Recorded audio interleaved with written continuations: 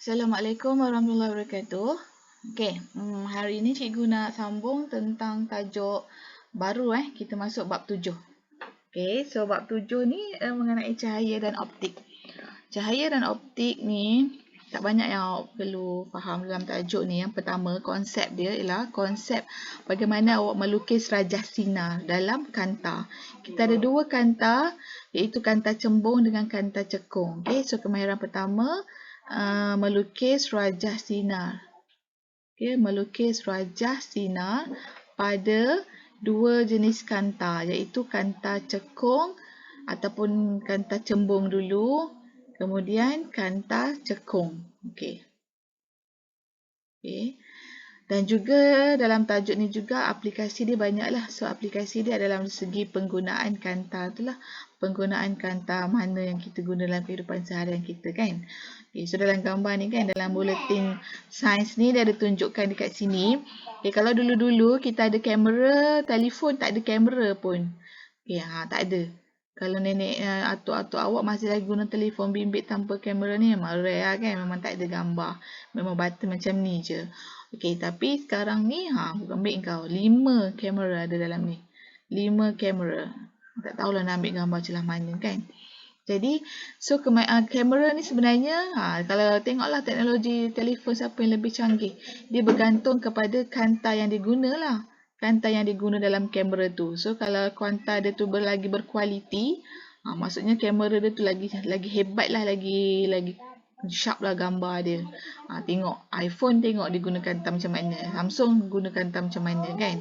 So kemajuan kanta ni lah sebenarnya yang menentukan teknologi pada kamera bagi telefon tu. Okey. Jadi kamera ni sangat penting lah zaman sekarang kan. Kalau dulu-dulu tak imagine kepentingan dia. Jadi bolehlah kita ambil gambar ataupun kita ambil gambar secara video call. Dulu-dulu mana ada kan. Okey. Jadi sebenarnya konsep kanta ni dalam kehidupan seharian kita memang dah ada dah. Cuba awak perhatikan kalau macam titisan air kan. Titisan air letak dalam buku. Tertitik atas buku awak tu tertitik, jadi awak akan nampak tulisan tu tiba-tiba je jadi besar kan. Sebenarnya titisan air ni juga merupakan sebuah kanta. Okey.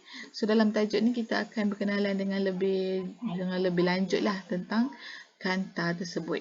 Okey, kita pergi tengok yang pertama, kanta cembung atau kanta cekung. Okey, ni adalah dua jenis kanta yang biasa kita jumpa, iaitu kanta cembung dengan kanta cekung Okey, jadi lukisan dia sama je. Dulu-dulu dah pernah belajar kan masa form 3 dulu.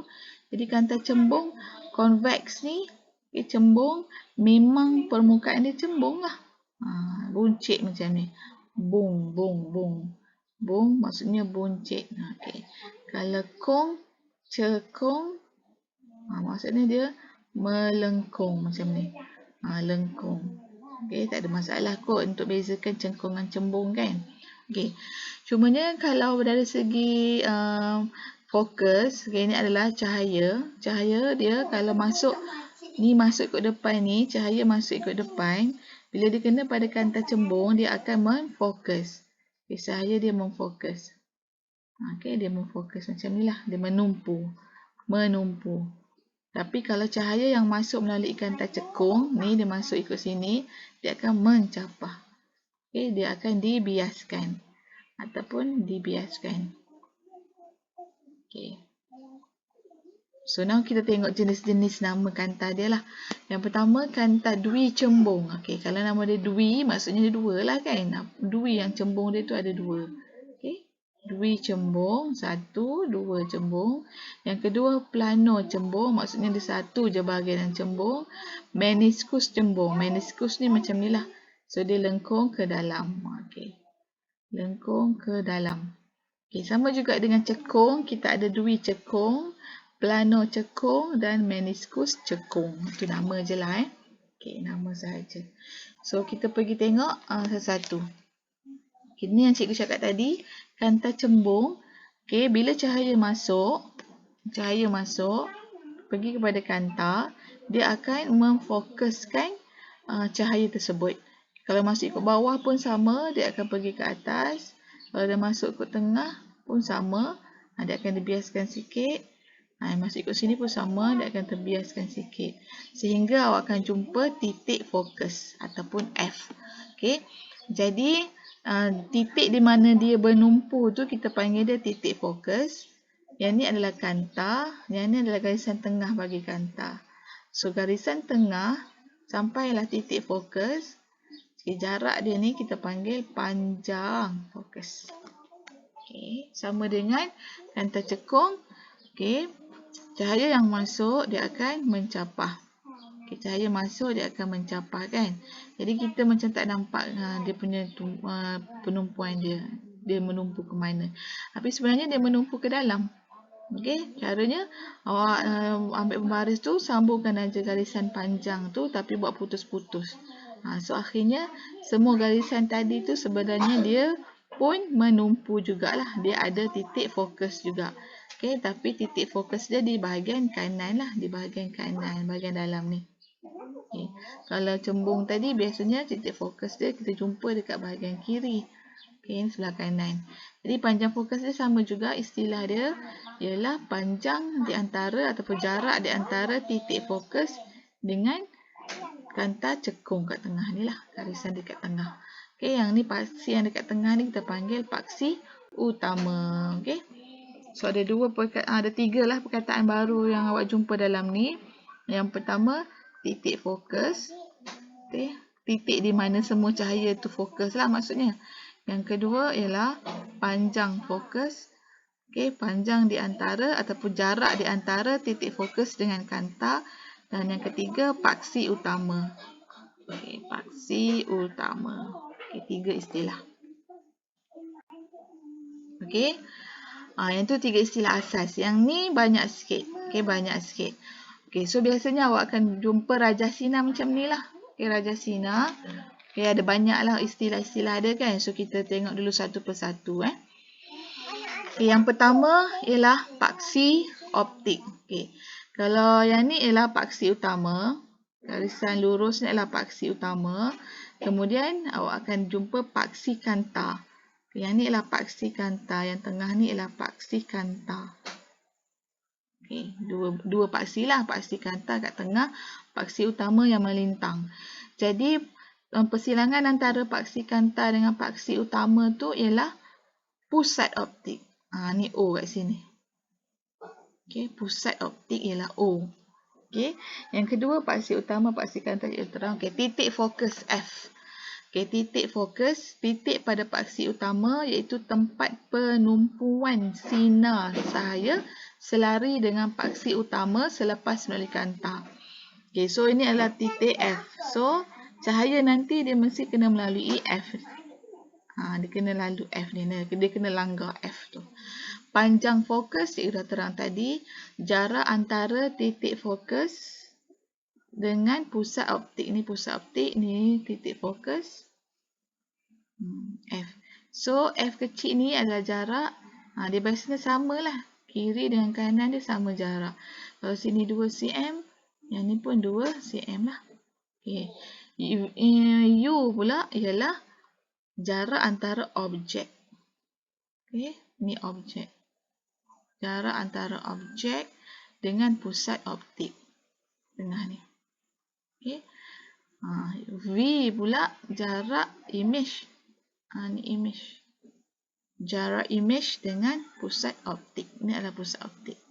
Okay. U ialah untuk objek.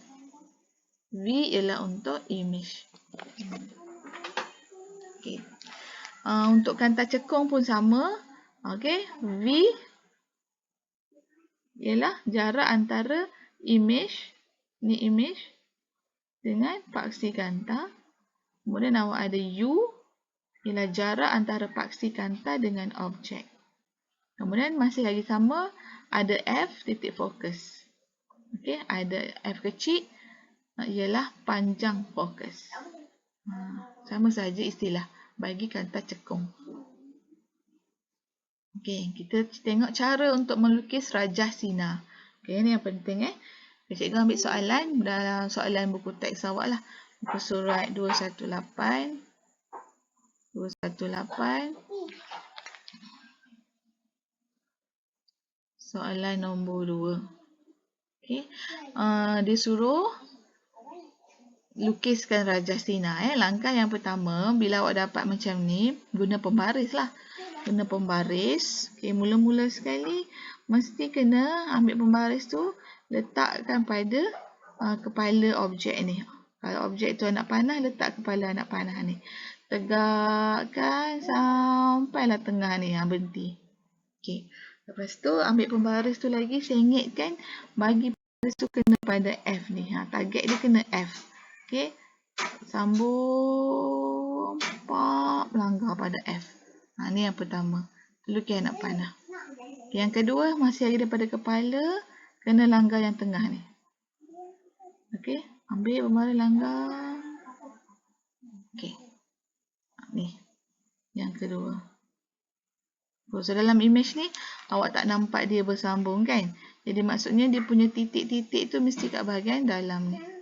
Okay, ambil pembaris tu, sambungkan aja pembaris tu. Okay, sambungkan aja pembaris tu. Dan awak akan nampak bersilang dekat sini. So, ni adalah image. Okay, bagi soalan ni, awak tak nampak dia punya image di sebelah kanan. Awak nampak di sebelah, tak nampak kat sebelah sini, awak nampak di sebelah sini. Okey. Ya, nanti cikgu tunjuk lagi. So, yang ni cara melukis yang cikgu kena tekankan. Yang pertama, awak kena langgar titik F ni. Yang kedua, awak kena langgar yang ni. Lepas tu, awak cari bersilang. 3 tu je. Pertama, yang kedua, yang ketiga. Cari silang. Okay.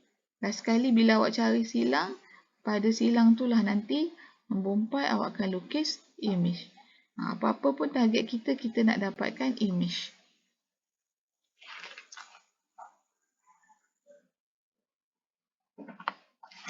Sekejap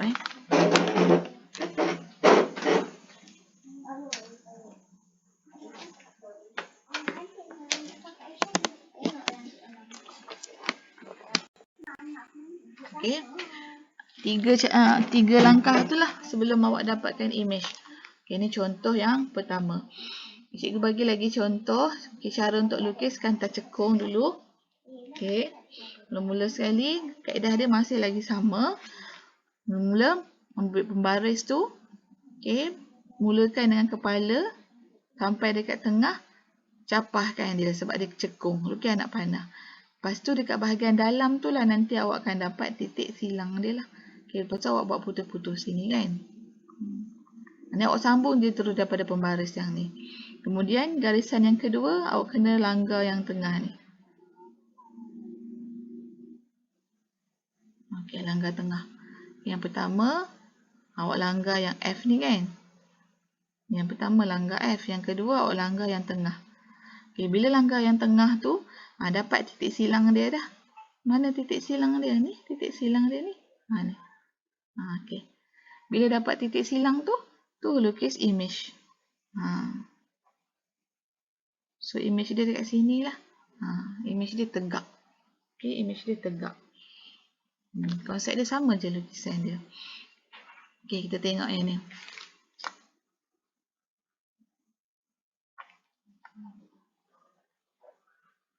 Ini gambar yang pertama.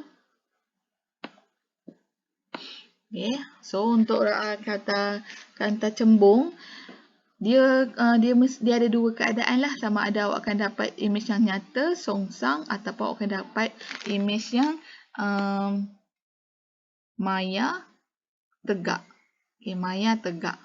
Okay. Kita tengok dulu image yang nyata, songsang. Okay, kalau diberi soalan, awak jangan risau. Biasanya dia akan lukiskan pada awak kanta cembung dengan garisan paksi ni dia akan lukiskan. Dia hanya suruh awak buat garisan saja, Rajasthina je. Okay, dia bagi objek dekat hujung sini. Tak kisahlah dia bagi objek kat mana-mana pun, konsep dia sama. Awak buat garisan atas sampai sini, berhenti kejap. Okay, tengok cari F, ni F. Ambil pembaris tu, langgar F. Okay, itu yang pertama. Lepas tu buat anak panah. Yang kedua, masih mula daripada kepala, langgar kepada titik tengah. Langgar titik tengah. So, awak akan dapat persilangan. Bila dah dapat silang tu, terus lukis image.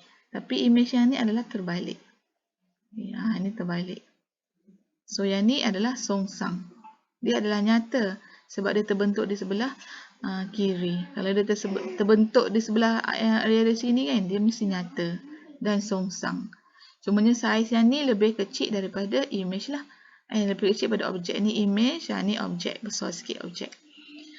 Yang kedua, kadang-kadang awak akan jumpa juga saiz image yang sama dengan objek.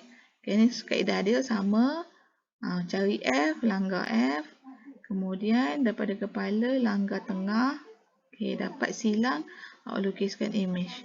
So, bila awak ukur image dia ni, saiz dia sama dengan objek.